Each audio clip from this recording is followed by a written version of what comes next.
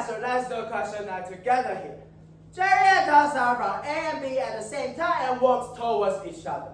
Jerry travels 80 meters per minute and Tom travels 60 meters per minute. After starting for a period of time, the two meet at a distance of 120 meters from the midpoint. If Jerry starts after stopping somewhere on the way for a while, the two will meet at a distance of 120 meters from the midpoint. So, Jerry starts for how many minutes on the way? Does anybody know what kind of question it is? That's fine, no worries. Let me introduce you what kind of question it is. So with this kind of question, we have to know 3 basic values here. Don't panic. Let me explain to you what kind of concept they have. So for the first value here, it contains the meaning that how far we travel. How far we travel. So let's take an example here. For me to get to Mission downstairs, it takes about 500 meters. That is pretty short. But for me to get to America, that is so long. So the first concept, talking about how long we travel. And we call that concept distance. Then for the second value, its concept is very familiar with our real life. That is called time. Let's go time. If I spend a second to go to Mission, that's short. But I spend an hour to go to Mission, that is pretty long. Then the last concept here is about how fast we can travel. How fast we can travel. If I take 1 second to go to Mission, it's super fast. I'm like a Superman. However, if I take an hour to go to Mission, that is so slow. So the last value here, we name it speed. And with these 3 values, they have certain kind of special relationship between 3 of them. But don't panic. Let's try to observe here. Let's take an example here. For the Mission example, remember that I'm a Superman. I travel 500 meters per second. And this time, I want to go to the MRT. I spend 2 seconds to go to the MRT here. Now, do you know how long the length I travel to MRT? Very good, 1,000. How did you count 1,000 here? You say that if we take 500 times 2, we have 1,000 meters. Now let's observe here. If I have these 2 values, time and speed, what do I do to get distance? I will times them up. So if I want to get distance, I can times speed and time together to get d. Now, let's take another example here. If I know I have to take 48 meters to get where we want, whoa! What does it mean? Okay, somebody interrupt the question, but that's fine, forget about it. So, for the speed, I travel 12 meters per minute. And do you know how much time I have to spend to get to the destination? Oh, very good. How did you get it? You take 48 divided by 12 equals to 4 minutes. So 4 minutes. So we have these 2 values, distance and speed. What do we do to them to get the time? The time equals to distance divided by speed. Now, let's take another example here. I know I have to travel 64 kilometers to get to where I want. And the time I spend is 8 hours. Then how many kilometers I travel per hour? How did you get that? Very good. So I take 64 divided by 8 equals to 8. I travel 8 kilometers per hour. So if we have this 2 value here, what do we do to get the speed?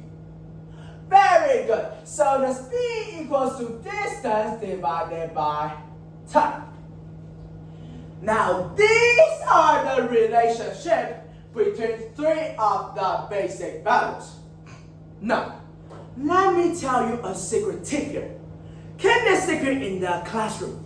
Don't tell anybody. So we have 3 different kind of relationships. How can we memorize it? Let me tell you that I can draw a pyramid to help us to memorize. So in this pyramid, I will have D on the top of the pyramid, S and T at the bottom. So if I want to get D, I cover up D. I'm left with speed and time. What do I do with speed and time to get distance? I will multiply them. And if I want to get speed, I cover up speed. And what do we do to distance and time to get speed? We divided them. So in this pyramid, if the values are on the same level, we multiply. But if they're on a different level, we do the division. So let's take one last example here to see if you really know it. Let's see if I have 50 meters to go and travel 25 meters per second, then how much time do I spend to get to the destination? Very good. How did you do that? So we have to do the division right here because on a different level. So 50 divided by 25 equals to 2 seconds. Now we know the 3 basic values we have to know with this question here. Let's see the question here. There are so many informations. Then let's try to organize it. If we cannot just see right through the answer with the words, let's try doing the graph. So I draw a line, and we know that there are 2 points, A and B. And we have 2 people here, Jerry and Tom. We know that there's 1 midpoint in A and B in between. And we know their speeds, that Jerry travels 80 meters per minute, and Tom travels 60 meters per minute. Then, for the first situation here, the question tells us the 2 meet at a distance of 120 meters from the midpoint. So they should meet at the right side or left side. On the right side, very good. Can you explain the reason why? Because Jerry travels faster. So they will meet at the point that is near B. So 120 meters away from the midpoint, let's call it point P. Now we know Jerry travels this far. I will use this line to represent Jerry and the line to represent Tom. Now, this is the first situation. Let's look at the second situation here. Well, we know that there are Jerry and Tom. This time, they meet at the point that's also 120 meters away from the midpoint. This time, should they end it at the left side or right side? On the right side, okay, that's a fast response. But let's check if that is true. So Jerry stops for some minutes. If he stops, he's not traveling. So at this time, can Jerry meet to the point P here? It seems like he can't. So should they end on the left side or right side? The left side, very good. So it's also 120 meters away from the midpoint. Let's call it the point O. So we know that Jerry traveled this far this time, and Tom traveled this far. To me. And we know that Jerry stops for some minutes here. And let's see. Does anybody have any idea how to do this problem here? No, it seems like we can't, because this concept here are talking about one person traveling.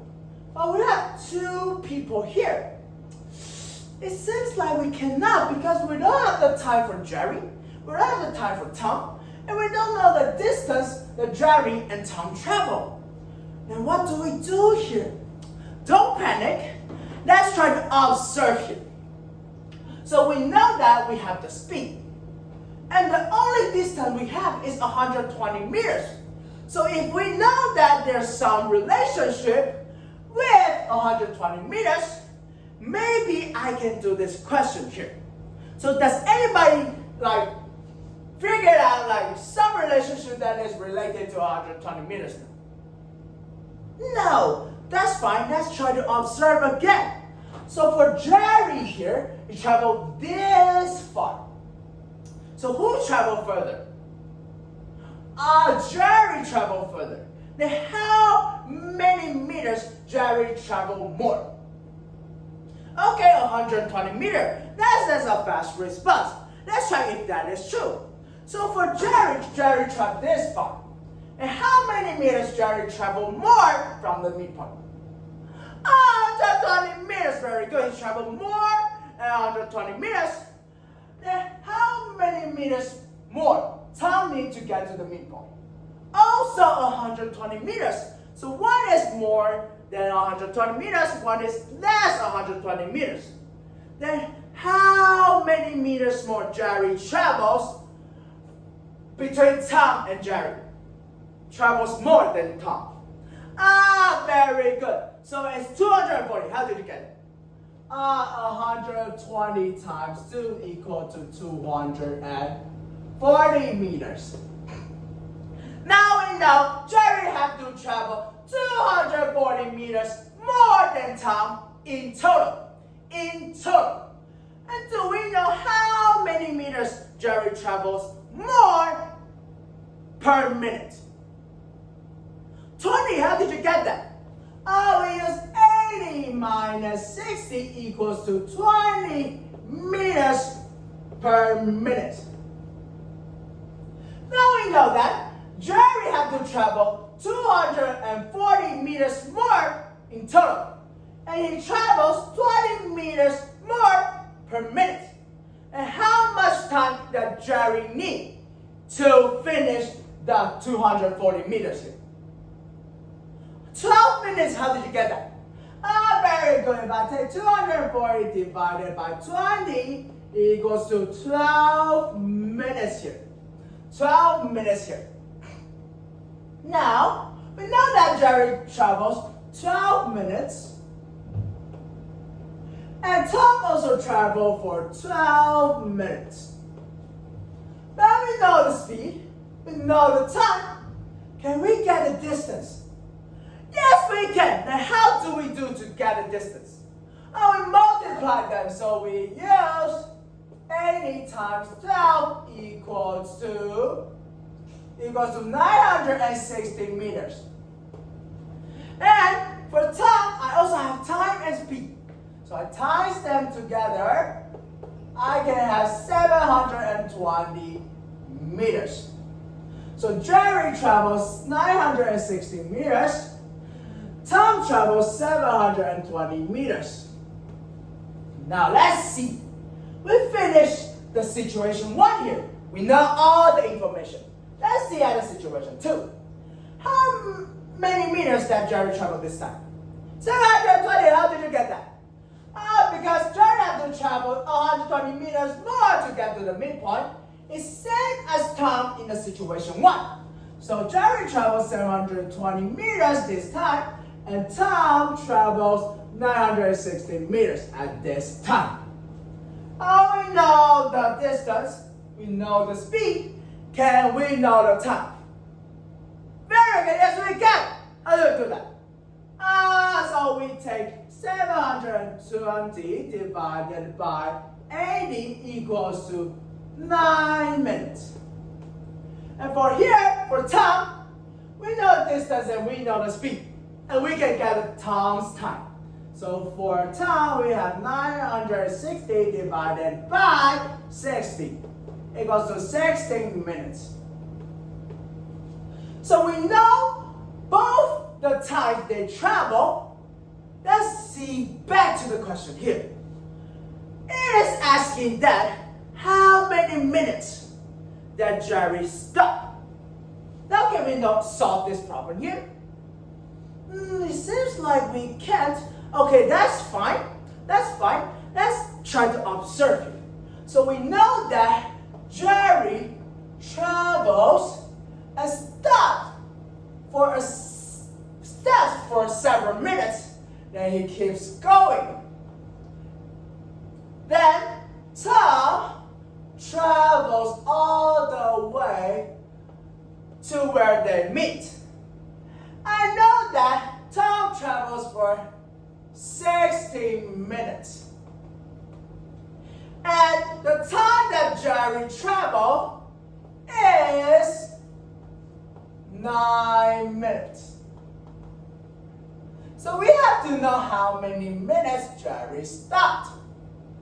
So in total, we have to spend 60 minutes to finish a journey, and Jerry spent 9 minutes to travel. Then how much time do Jerry need to stop? Very good. So we can take 16 minus 9, and we can get 7 minutes. And that's the answer here. Then get back to where we start. For this explanation, which is the most important equation you think? This one, very, very, very good. You have a very good observation here. So with this equation here, after we finish it, we got this whole bunch of information out for us. So this one is very important. Let's get into the detail. So for the 240, what does 240 represent? We get the 240 from here. So that means 240 represent what's the differences of their distance. Very good. So it is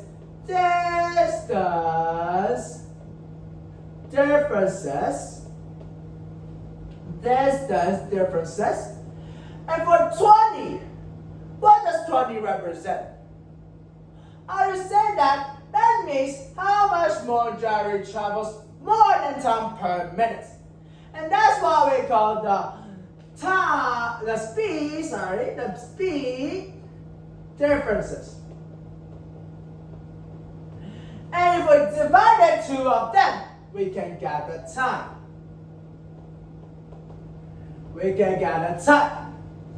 So let's do a little summary here.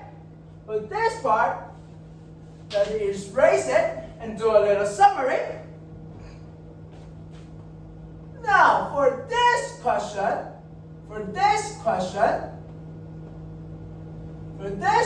here, let's see. For the first part, there are so many information. What do we do first? We draw a line. So we draw lines. And for the second part, what do we use here? Don't forget the secret method I told you, the triangle. And let's see for the third part. This is the most important equation here. So don't forget that. So if I get the distance differences, and I divide it by the speed differences, and I can get the time. So that's how we do with this kind of question here.